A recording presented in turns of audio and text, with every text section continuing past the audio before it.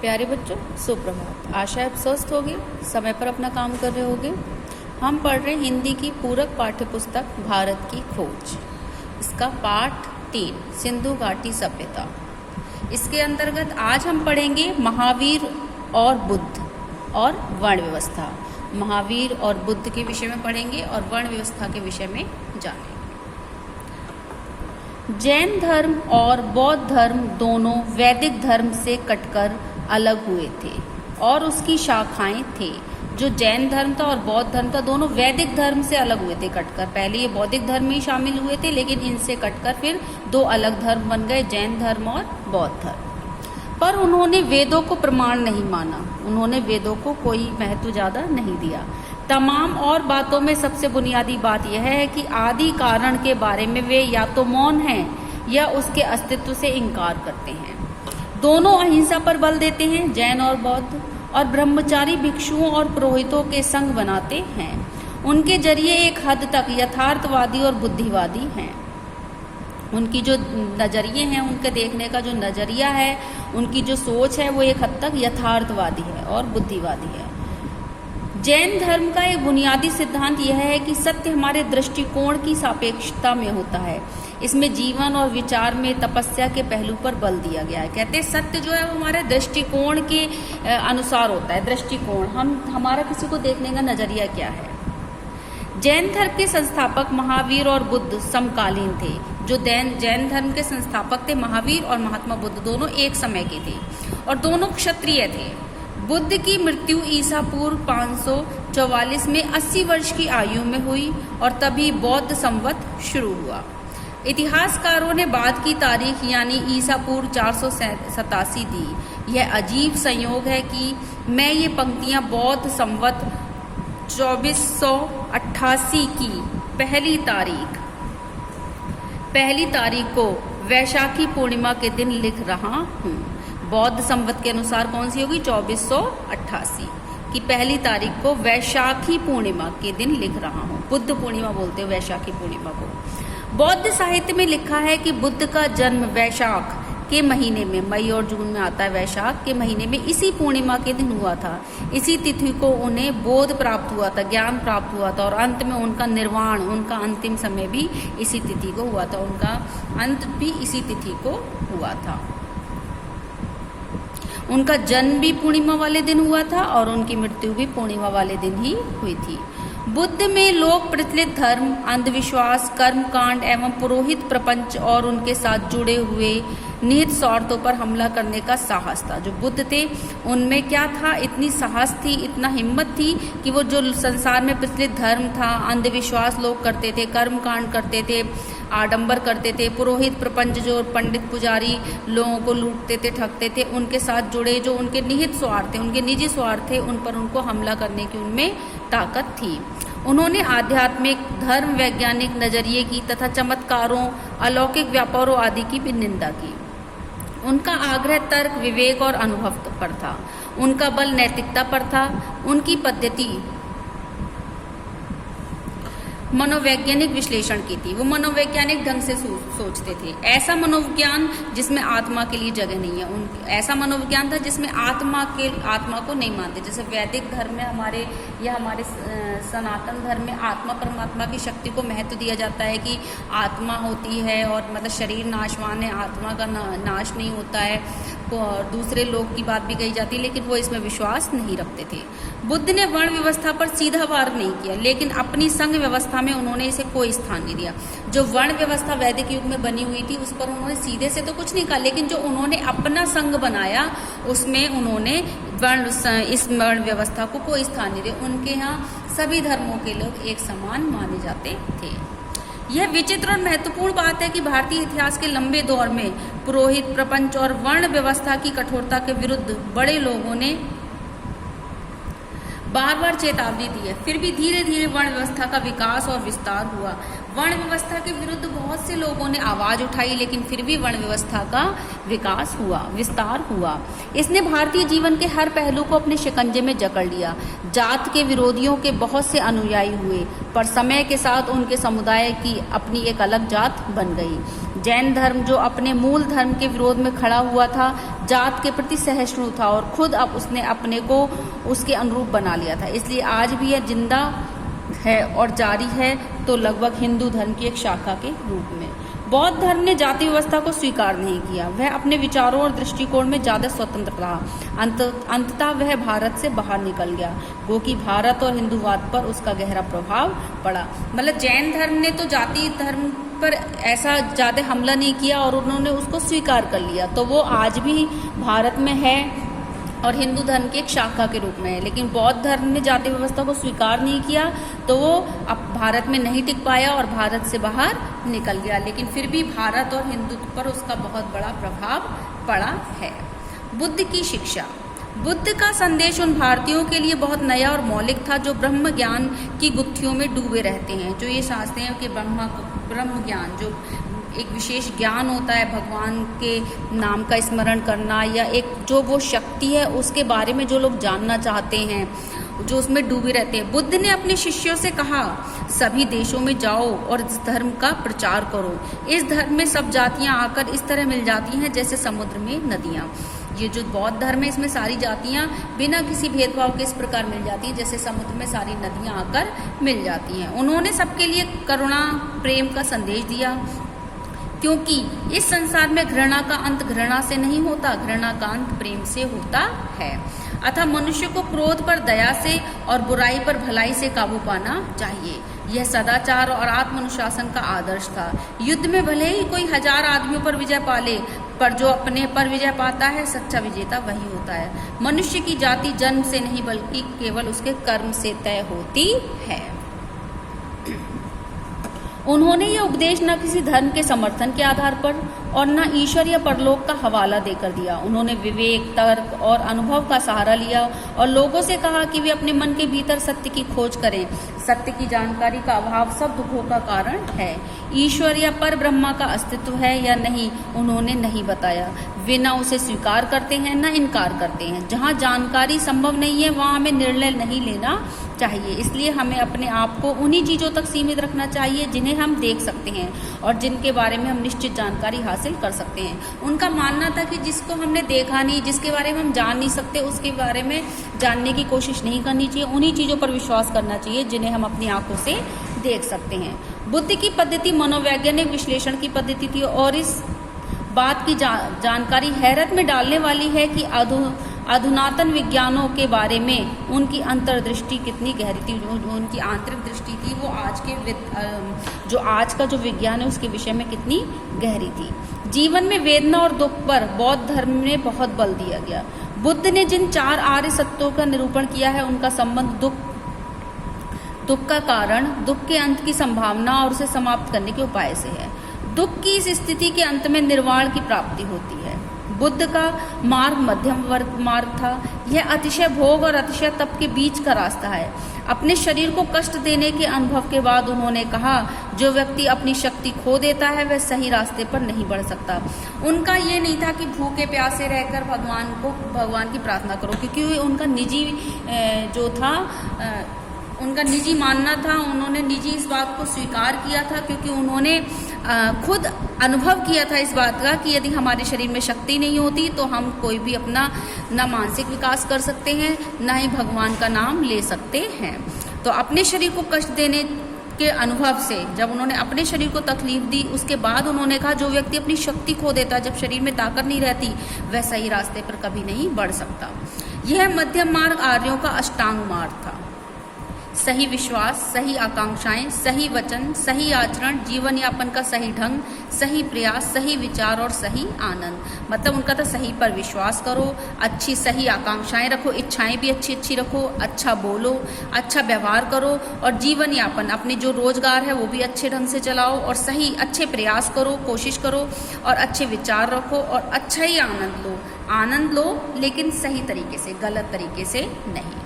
बुद्ध ने अपने शिष्यों को वही बातें बताई जो उनके विचार से वे लोग समझ सकते थे और उनके अनुसार आचरण कर सकते थे। कहा जाता है कि एक बार उन्होंने अपने हाथ में कुछ सूखी पत्तियां लेकर अपने प्रिय शिष्य आनंद से पूछा कि उनके हाथ में जो पत्तियां हैं उनके अलावा भी कहीं और हैं या नहीं। आनंद ने उत्तर दिया, पतझड़ की पत्तियां सब तरफ गिर रही हैं और वे इतनी हैं कि उनकी गणना नहीं की जा सकती। तब बुद्ध ने कहा, इसी तरह मैंने तुम्हें मुट्ठी भर सत्य दिया है, किंतु इसके अलावा कई हजार और सत्य हैं जिनकी गणना गिनती नहीं की जा सकती। बुद्ध कथा। बुद्ध की वह संकल्पना जिसे प्यार से भरे अनगिनत हाथों ने पत्थर, संगमरमर और कांसे में ढालकर आकार दिया, भारतीयों के विचारों की समग्र आत्मा की या कम से कम उसके एक तेजस्वी पक्ष का प्रतीक है। कमल के फूल पर बैठे हुए शांत और धीर, वासनाओं और लालसाओं से परे इस संसार के तूफानों और संघर्षों से दूर, वे इतनी दूर पहुंच से इतने परे मालूम होते हैं जैसे उन्हें पाना असंभव हो। लेकिन जब हम उन्हें दोबारा देखते हैं तो उनकी आकृति जीवन शक्ति से भरी जान पड़ती है। युग पर युग बीतते जाते हैं पर बुद्ध हमसे दूर नहीं मालूम होते। उनकी वाणी हमारे कान में धीमे स्वर में कहती है कि हमें संघर्ष से भागना नहीं चाहिए, बल्कि शांत दृष्टि से उसका मुकाबला करना चाहिए तथा जीवन में विकास और प्रगति के और बड़े अवसरों को देखना चाहिए। कि हमारे अगर जीवन में दुख आ जाए और हमें संघर्ष करना पड़े तो हमें उनसे भागना नहीं चाहिए। बुद्ध के बारे में सोचते हुए आज भी हम एक जीती जागती थरथराहट पैदा करने वाली अनुभूति से गुजरते हैं। उस राष्ट्र और जाति के पास निश्चय ही समझदारी और आंतरिक शक्ति की गहरी संचित निधि होगी जो ऐसे भव्य आदर्श को जन्म दे सकती है। चंद्रगुप्त और चाणक्य। मौर्य साम्राज्य की स्थापना।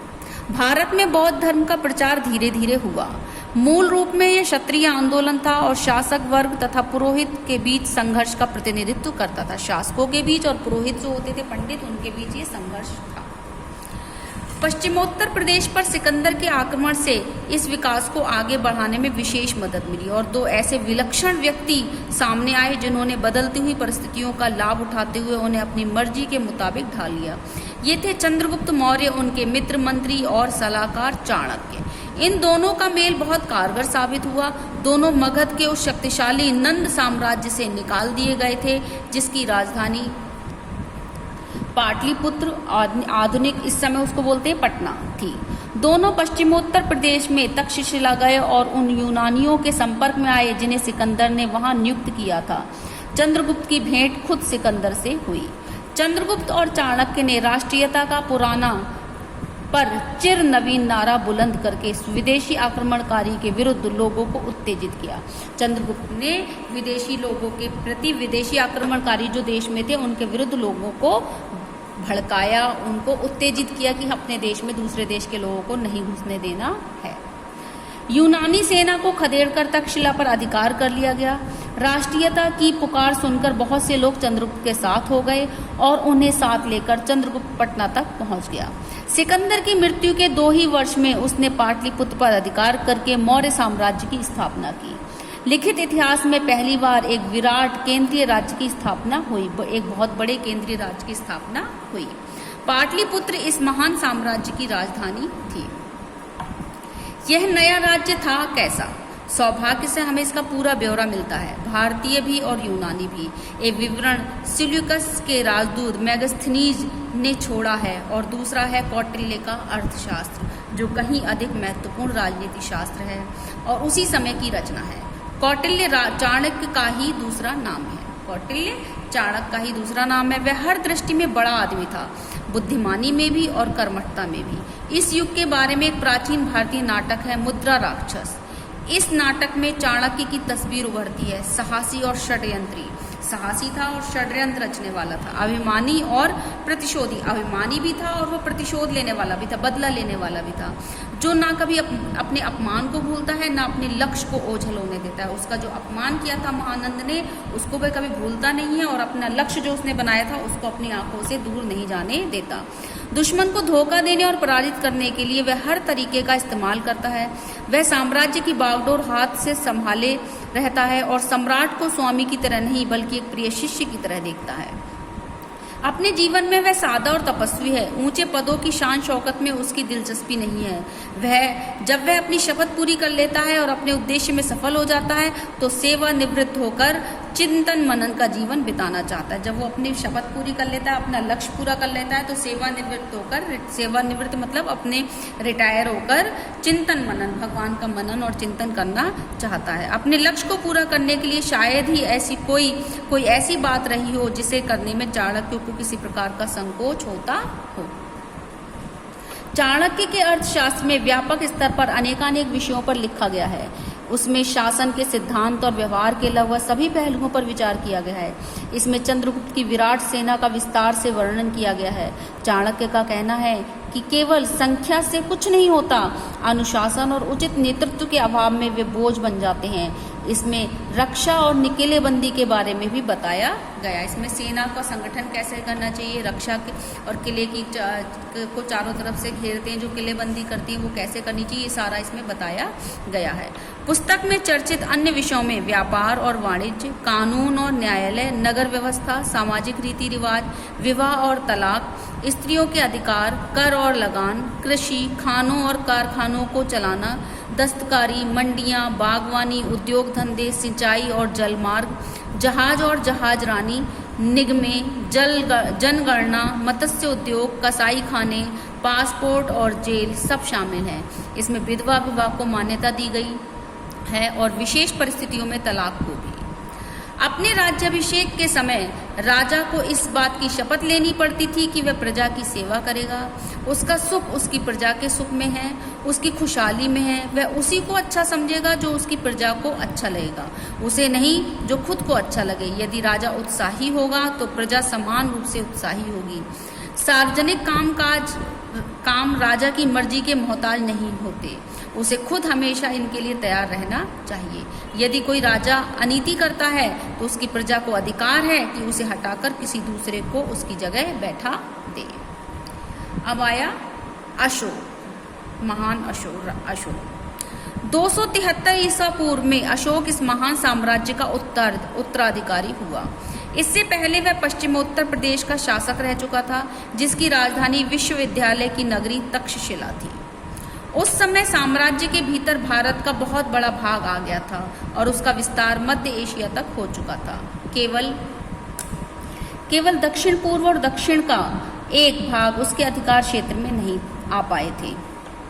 संपूर्ण भारत को एक शासन व्यवस्था के मातहत इकट्ठा करने के पुराने सपने ने अशोक को प्रेरित किया और उसने तत्काल पूर्वी तट के कलिंग प्रदेश को जीतने की ठान ली। कलिंग के लोगों के बहादुरी से मुकाबला करने के बावजूद अशोक की सेना जीत गई। इस युद्ध में भयंकर कत्लेआम हुआ, बहुत मारकाट हुई। जब इस बात की खबर अशोक को मिली तो उसे बहुत पछतावा हुआ और युद्ध से विरक्ति हो गई, उसका मन युद्ध से हट गया। बुद्ध की शिक्षा के प्रभाव से उसका मन दूसरे क्षेत्रों में विजय हासिल करने और साहसिक काम करने की ओर घूम गया। अशोक के विचारों और कर्मों के बारे में हमें फरमानों से जानकारी मिलती है जो उसने जारी किए और जो पत्थर और धातु पर खोदे गए। ये फरमान पूरे भारत में फैले हैं और अब भी मिलते हैं। कलिंग को साम्राज्य में मिलाए जाने के ठीक बाद ही महामहिम सम्राट ने धर्म के नियमों पर उत्साहपूर्वक पालन किया। उन नियमों के प्रति प्रेम और उसको धर्म को अंगीकार करना आरंभ कर दिया। उनके एक फरमान में कहा गया है कि अशोक अब आगे किसी प्रकार की हत्या या बंदी बनाए जाने को सहन नहीं करेगा। कलिंग में मरने और बंदी बनाए जाने वाले लोगों के 100वें 1000वें हिस्से को भी नहीं। सच्ची विजय कर्तव्य और धर्म पालन करके लोगों के हृदय को जीतने में है। फरमान में आगे कहा गया, इसके अलावा यदि कोई उनके साथ बुराई करेगा तो उसे भी जहां तक संभव होगा महामहिम सम्राट को झेलना होगा। महामहिम सम्राट की यह आकांक्षा है, इच्छा है कि जीव मात्र की रक्षा हो, उनमें आत्म संयम हो, उन्हें मन की शांति और आनंद प्राप्त हो। इस अद्भुत शासक ने, जिसे आज भी भारत और एशिया के बहुत से दूसरे भागों में प्यार से याद किया जाता है, अपने आप को बुद्ध की शिक्षा के प्रचार में, नेकी और सद्भाव के काम में तथा प्रजा के हित के लिए सार्वजनिक कार्यों के प्रति समर्पित कर दिया। उसने ऐलान कर दिया था कि वह इनके लिए हमेशा तैयार है। हर स्थान पर और हर समय सरकारी कर्मचारी जनता के कार्यों के बारे में उसे बराबर सूचना देते रहें, चाहे जिस समय और जहां भी हो। वह लोकहित के लिए अवश्य काम करेगा, संसार के हित के लिए वो जरूर काम करेगा। खुद कट्टर बौद्ध होने पर भी उसने दूसरे धर्मों को बराबर आदर और महत्व दिया। खुद तो वो बौद्ध धर्म का प्रशंसक था, लेकिन उसने दूसरे धर्मों को भी बराबर का सम्मान दिया। अशोक बहुत बड़ा निर्माता भी था। उसने अपनी कुछ बड़ी इमारतों को बनाने में मदद के लिए विदेशी कारीगरों को रख छोड़ा था। यह नतीजा एक जगह इकट्ठे बने स्तंभों के डिजाइन से निकाला गया है, जो पर्सिपोलिस की याद दिलाते हैं। लेकिन इस शुरू की मूर्तिकला और दूसरे अवशेषों में भी भारतीय कला परंपरा की विशेषताएं दिखाई पड़ती हैं। 41 साल तक अनवरत लगातार शासन करने के बाद ईसा पूर्व 2032 में अशोक की मृत्यु हो गई। H.G. वेल्स ने अपनी आउटलाइन ऑफ हिस्ट्री में उसके बारे में लिखा है कि बादशाहों के दसियों हजार नामों में, जिनमें इतिहास के पृष्ठ भरे हैं, जिनमें बड़े बड़े राजे, महाराजे, शहंशाह और नामी गिरामी शासक शामिल हैं, अशोक का नाम अकेला सितारे की तरह चमक रहा है। वोल्गा से जापान तक आज भी उसका नाम आदर के साथ लिया जाता है। तो ये आपका चैप्टर अब कंप्लीट हो गया है। इसको आप ध्यान से सुनिए, वीडियो को बुक उठा के रीड कीजिए, तो आपको और अच्छा लगेगा अपने भारत देश के इतिहास के बारे में जानकर। और आज के लिए इतना ही। अब हम कल इसके क्वेश्चन आंसर करेंगे। धन्यवाद।